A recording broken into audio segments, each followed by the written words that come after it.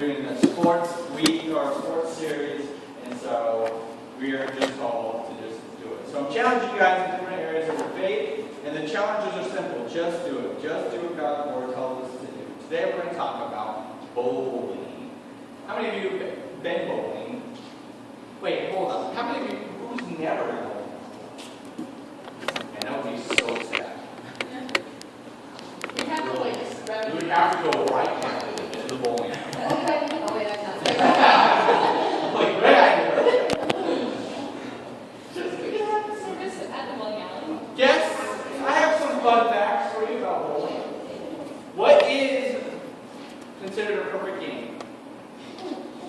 Yeah, Bill. When you get all strikes.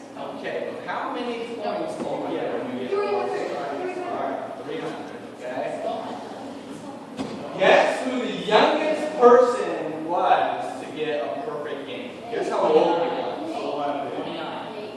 It's like between 8 and 11. Yes! 10. Who's that? 10. Who's 10? You raise your hand. You should not be in here, maybe, if you're 10. Right? Wait, 7th graders. What's the youngest 7th grader here? Say it. What's your age?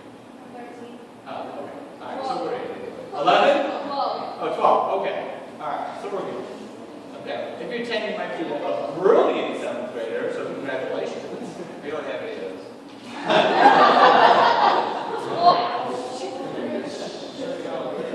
If you are 10 years old and you're here, you're a genius in my books. Moving on. So, anyways, if you're 10 years old, you can bowl a perfect game. It can happen. 3 games. All strikes. Guess what place in our world has the biggest bowling alley?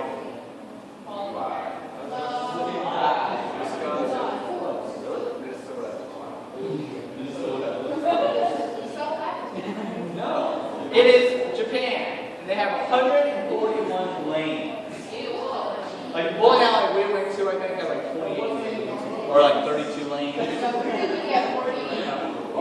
141 lanes. I don't think you could see one in there. Here's another fun fact about Craig. When I was growing up, I wanted to build a bowling alley in a circle. So get this. Hold up. So the counter's in the circle.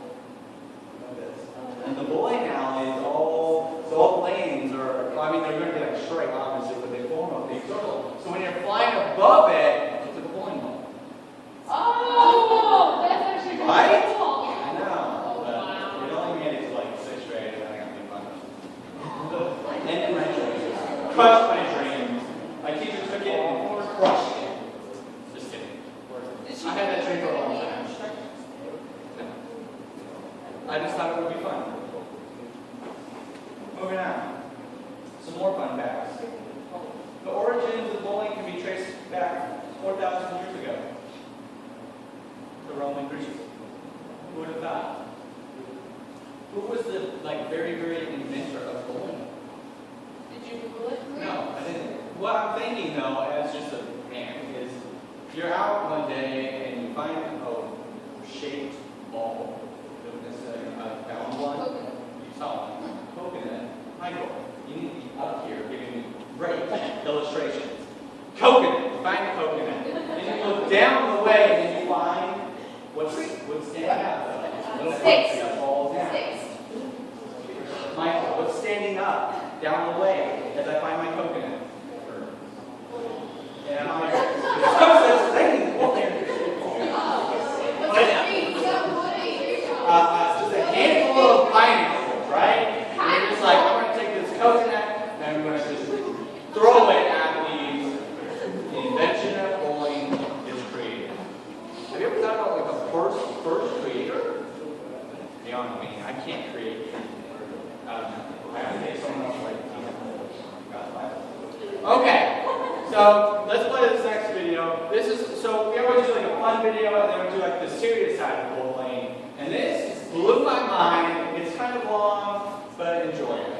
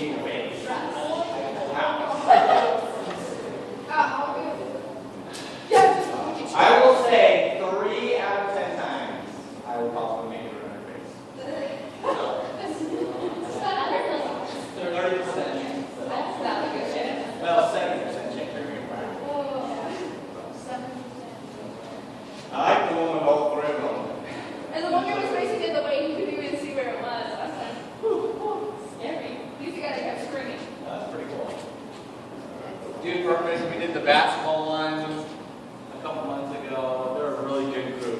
A bunch of Christian guys, and all they do is use random YouTube videos. They're not as random as some people's videos are, right? They have lines too. They have vines and all that stuff. So they're really good in Christian groups. Hey, Philip, you know, throw it away or eat it. Okay? So they're really good. They're really, and they're Christian. All their music usually comes from some kind of Christian band. And I think if you're gonna do random videos, that's like the way to do it. I love bowling. Anyway, so we're talking about bowling. Bowling takes great amounts of concentration and consistency. And that's what we're talking about today, is about being consistent. About being consistent. As a bowler, a professional bowler, and we're not talking about trick bowlers or anything, or just like amateur bowlers like you and me, but professional bowlers have to get, 250, 300 every game in order to compete and win. I mean, it's more like between 280 and 300 as far as point systems go, in order to stay professional and get paid and do that for a living. So consistency is what bowlers strive to do. As you get up, you grab your ball, you do the same pattern over and over and over again, so you can become very, very consistent in your stride, so your pre-walk or whatever. I'm not a professional, I don't know how it goes. Okay? And then your roll, and then your follow through, and everything is very, very, very consistent. So consistent, you get into building habits and routines and stuff like that, which is really good for a bowler. Okay, especially for professional. Because unlike basketball, where you're playing different teams all the time, in soccer, where you're playing different teams all the time, and you can play different positions on the field, bowling is just you and the pins. And the pins don't change, and that's it. So it's just this idea of being consistent in your stride and how you bowl and everything, so that you can be really good. So in order to throw a ball down 60 feet, I guess, 60 feet, and hit 10 pins, and try and get 10 pins every time so that you can compete is really good. I enjoy bowling. Bowling is like the best time to get your frustration on the wall. You pretend like this is the head of someone you don't like, and those are the pins that are innocent. You're just like, ah! Right? You can throw it as hard as you want, they knock down, they come back up, and you can do it like all over again. Bowling is a great time to get some frustration out. Sometimes bowling gets you frustrated. I don't really know. For me, it gets frustration out. I don't get frustrated when it comes to bowling. There's always bumpers. Bumpers always help, right? Bumpers are great. Bumpers, okay? So being able to kind of get that idea of being consistent in your bowling, you have to hit 10 pins down each time for 10 frames. It takes concentration and consistency. You have to concentrate on hitting the pin at the right angle every time, so that the chances of getting a strike happen. What's the best way of getting a strike? You hit the front pin, which is called the head pin, right? And if you hit it straight on, you're more likely to get a what? Split, right? So the idea is that you kind of have it coming in a little bit of an angle, so so the options or times to get a strike is better, rather than getting splits and stuff like that. So you have to be consistent in your throws or your goals or whatever we're going. So you can hit the target each and every time. What does it look like to be a Christian who is consistent in their faith? So that's what we're going to go with today, and the idea that I want to challenge you guys with is how does this help shape your identity in Christ? How does it help set routines in your walk? What does it look like to be a Christian who is consistent in their faith? Okay, consistency is really important, not only to a bowler, but to you and me.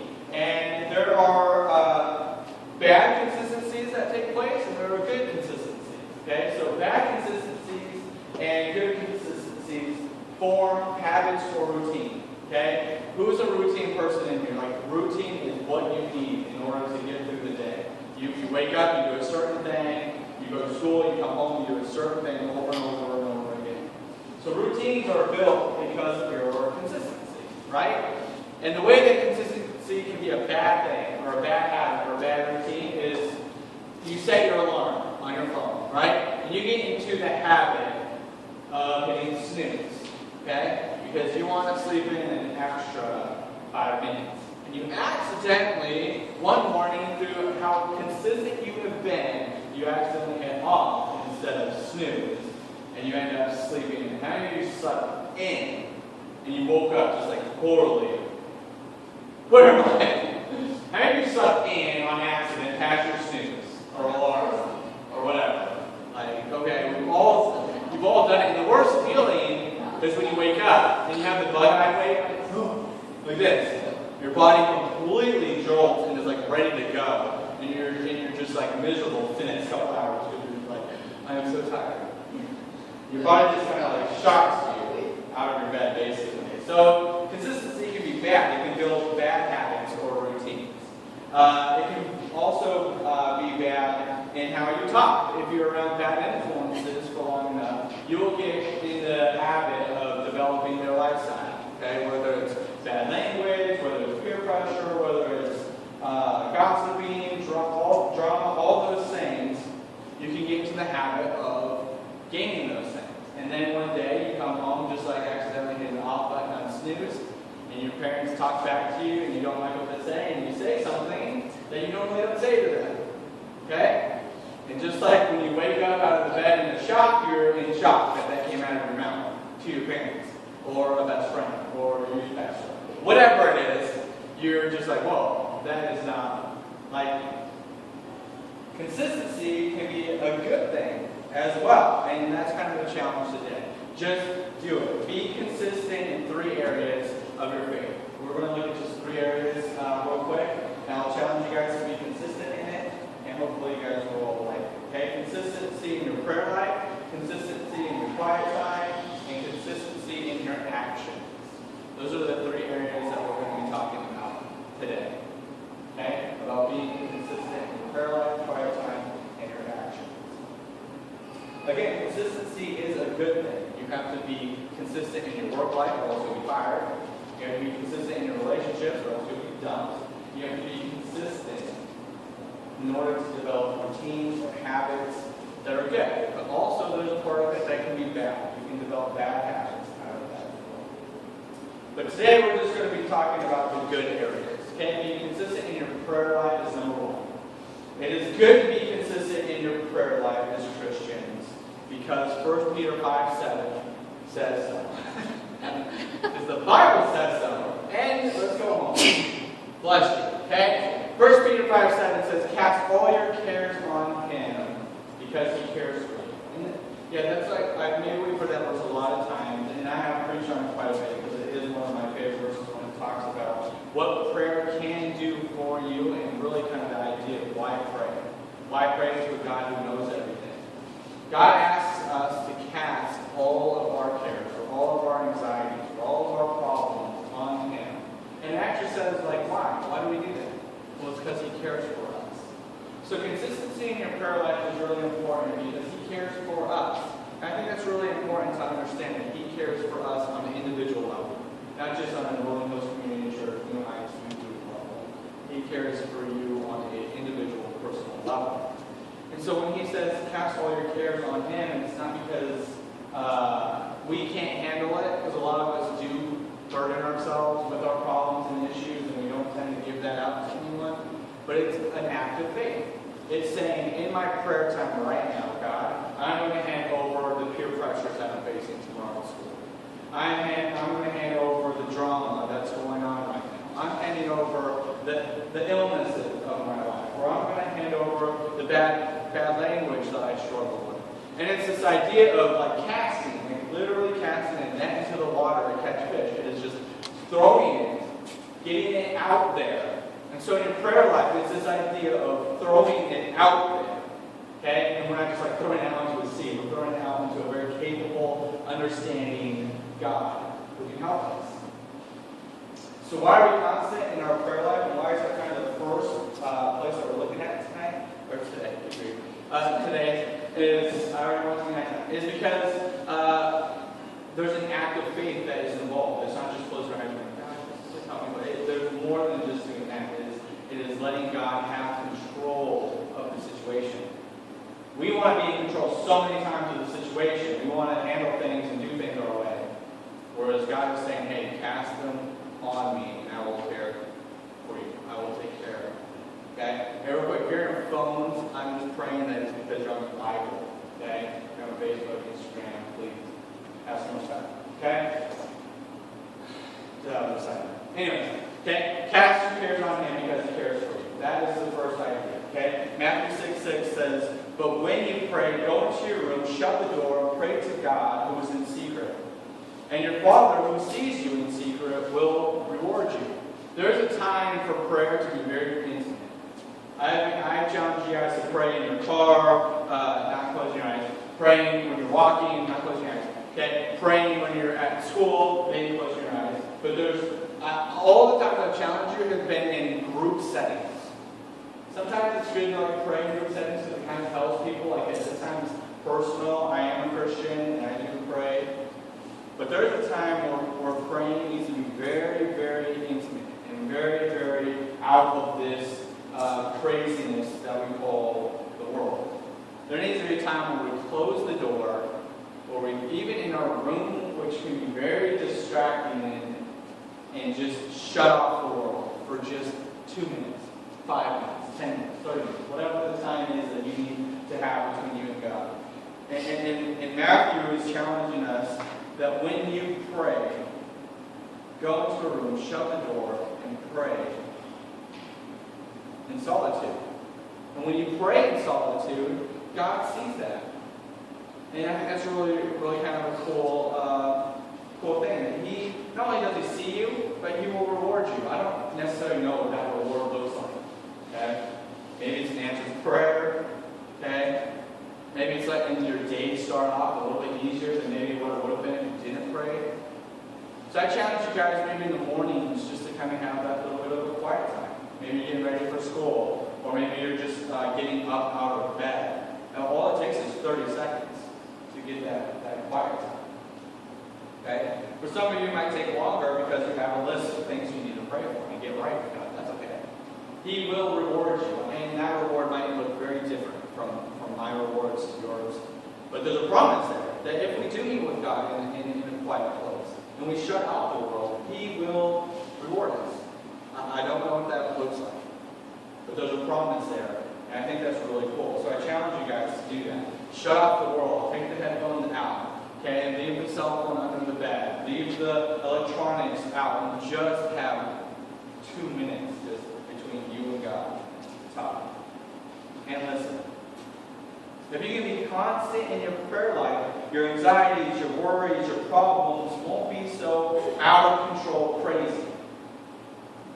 What prayer allows you to do, it says, God, I can't do this without your help. So take over. I can't handle it. Or it helps you say, God, use me today. Use me today to be a good witness amongst my friends or my classroom. It's taking the control and placing it in God's hands. Prayer gives us the opportunity to hand over life's issues and problems to a very capable, loving God. That is why, number one, we're talking about having a consistency in your prayer life. Because God desires us to pray to Him. It is our form of communication. It's like picking up the phone and calling your best friend and telling them about the day. That is like our idea of praying to God. It is picking up the phone with God and saying, hey, this is what's going on. Okay, so consistency in your prayer life. Number two, being consistent in your quiet time. These all go hand in hand together, basically, but I want to try and separate each category a little bit. Being consistent in your quiet time. Why is it important for us to have quiet time? Well, we already found out that if we do have quiet time, God will reward us for that time. Again, what that looks like is very different between everyone here. But Matthew 6:33 says, seek first the kingdom of God and His righteousness, and all these things will be added to you. So if we take time just to seek things that God has set out for us, all these things will be added to you. What are those things? Could be answered prayers. Okay? They could be helping you to develop more characteristics to be a better leader or a stronger leader. Could help you get out of situations that aren't good. It It can help maybe start your day out better. If we seek first God's kingdom, all these things will be added to us. And Psalms 119, 105 says, your word is a lamp to my feet and a light into my path. And so consistency in your quiet time is to know that God's word is like a guide. It helps us in our life. It helps us not only gain a close relationship with Him, but it helps us walk in darkness. It's like a light, it's like a lamp to my feet and a light into my path. If you can be constant in your quiet time, God will speak into your life. What is quiet time? Quiet time is like separating yourself from the world. Again, like I said, it's much like your prayer life, okay? It's separating yourself from the world. It is allowing God to speak into your life. Quiet time means to be quiet. Right? Quiet time is being quiet with God. We're in such a busy world. Like if you're by yourself, you have to have music going. Right? If you're walking and your friend goes off to the bathroom, they are on the cell phone. So the cell phone can entertain us, right? But when it's like too quiet, we're like, oh, this is kind of creepy. So we put earbuds in so that we can drain out the eeriness or whatever. We've never just really taken time to just be quiet and let God speak into our lives. And so quiet time is hard for you guys as junior hires and high schoolers to develop. Because our world says go, go, go, go, go, go, go, go, go. Right? And when you're quiet, put music in. Do this, play video games, do this, get on this device so that you can keep your mind going. God wants there to be quiet time so that we can have time for Him to speak to us. So again, quiet time is separating yourself from the world. It's setting aside time deliberately to be with God. It's saying, God, I'm going to take 5 minutes of my time out and be with you. And God blesses you for that. Whether that's through praying or reading or listening to God, quiet time involves all three of those things. He will bless you for taking time every day to be with Him. I mean, aren't we supposed to be doing that in the first place? It's like, hey God, I'm going to take 5 minutes for you. You know, even though I'm sure He appreciates that, He probably wants a lot more than just that time. So being constant in your quiet time is really important. Consistency with your actions is the last one.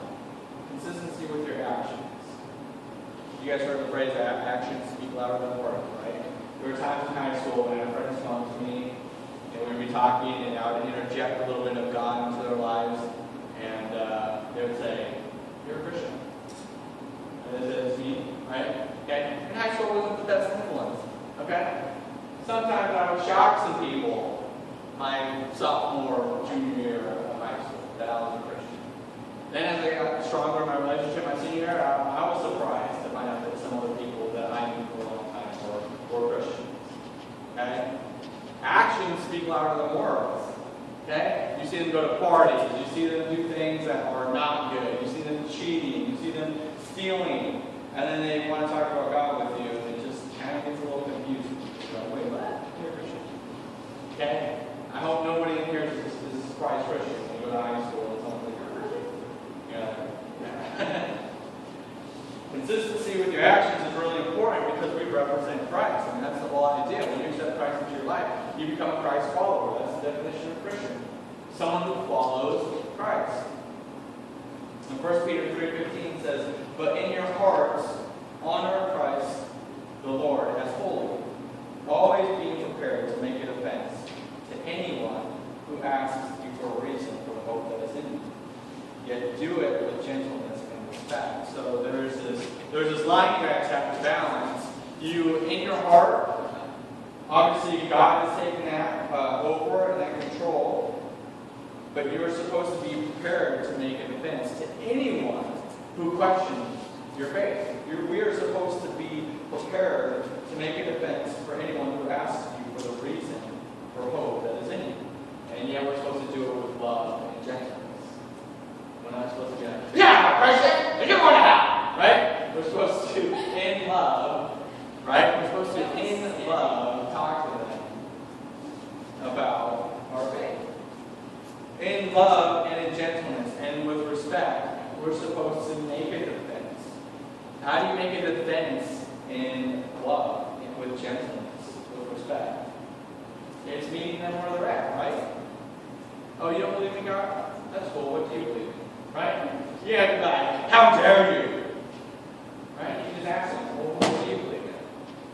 Okay? Really easy to make a defense without being judgmental. It's really easy to make a defense for your faith without being so mean. It's really easy to make a defense with gentleness and respect.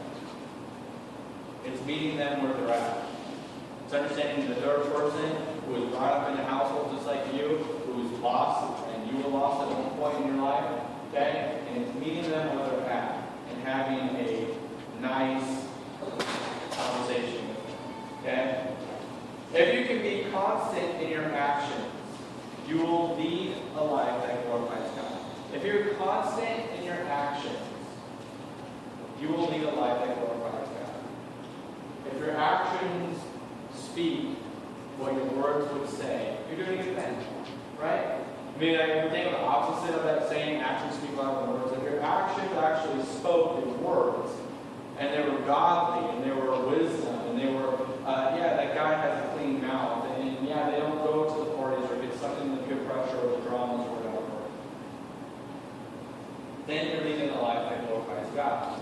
If your actions are being constant in your faith, you will lead a life that glorifies God. Leaders lead. We're all called in this room to lead. We're all called to be above the bar that is set. Our society set a bar here, a standard, and it's not good. Okay? We have been called as Christians to step above that. We're called to lead by example.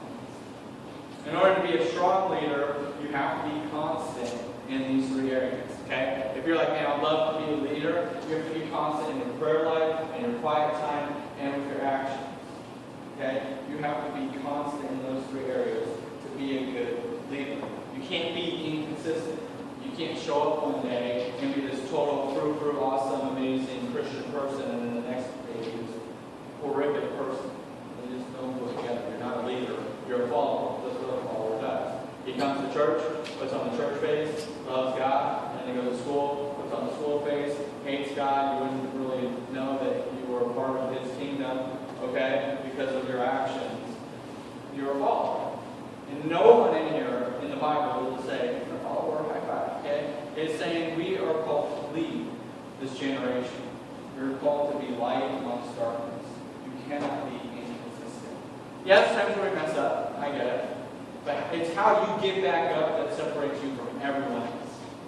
Okay? So when you fall and mope around, and then for the next year you live a total sin of life, or do you hop back on your feet and say, God, I screwed up, forgive me, and then move on? Or do you fall down and you get up and say, I need an accountability partner to get me through this? Okay? Or do you fall down and then you talk to your pastor, hey, get me out of this. You fall down and you get back up and say, hey, I really screwed up, I'm sorry for what I said. Okay? We all are going to stumble at one point or another. It's how you get back up that defines your character. If you can do all of these things and do them well, God will bless your life. But it's us stepping aside and allowing Him to take control. That's the whole idea. It's allowing Him to take control. It's trusting that He knows better than we do. It's like taking kind of like a trust fall with your friends, right? And you catch them what you're supposed to. And your friend's like, oh, I really need to be friends with you because this works. It's like doing that, except with God, who catches you every single time. Right? It's doing this.